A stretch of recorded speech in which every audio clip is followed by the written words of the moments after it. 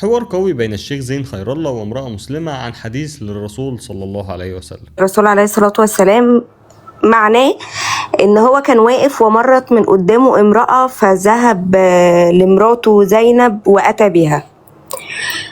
انا بصراحة استغربت الحديث عشان انا كنت اول مرة اسمعه، فسؤالي هنا هو مش المفروض ان الرسول عليه الصلاة والسلام امرنا بغض البصر؟ فسؤالي هنا هو ازاي بص على الامرأة اللي عدت من قدامه علشان كده حس بشهوة وراح لمراته؟ أولا الحديث لا يقول أن النبي صلى الله عليه وسلم نظر إلى تلك المرأة، لأن في الإسلام هنالك نظرتان: النظرة الأولى الفجائية التي ليس للإنسان سلطة عليها، والنظرة التي بعد الأولى هي التي تكون بتعمد من الإنسان.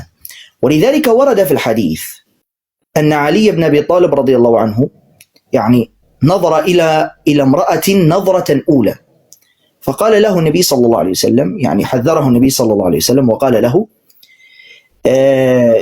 يا علي، إن النظرة الأولى لك والآخرة عليك. بمعنى أن النظرة الأولى للإنسان ليس له سلطة عليها.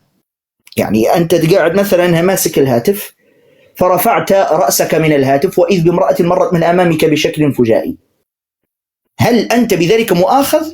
لا، لست مؤاخذا، لأن هذه النظرة الأولى ليس للإنسان سلطة عليها. فقد ينظر الإنسان النظرة الأولى بشكل مفاجئ، ولكنه ليس بشكل متعمد. غض البصر المقصود به بعد النظرة الأولى، لأن النظرة الأولى تكون بشكل غير متعمد، أما التي بعدها فإنها تكون بتعمد، وهذا ما نهى عنه الشرع. فبالتالي الذي ورد أن النبي صلى الله عليه وسلم حين مرت من أمامه امرأة كانت النظرة الأولى التي ليس مؤاخذ عليها الإنسان بصفة عامة. والتصرف النبوي تصرف عفيف جدا، فالإنسان العفيف حين يرى امرأة بشكل فجائي بدون قصد، الإنسان العفيف يذهب إلى امرأته. الإنسان غير العفيف فإنه يتحرش بتلك الفتاة أو يعتدي عليها بالقول أو بالفعل، هذا الإنسان غير العفيف.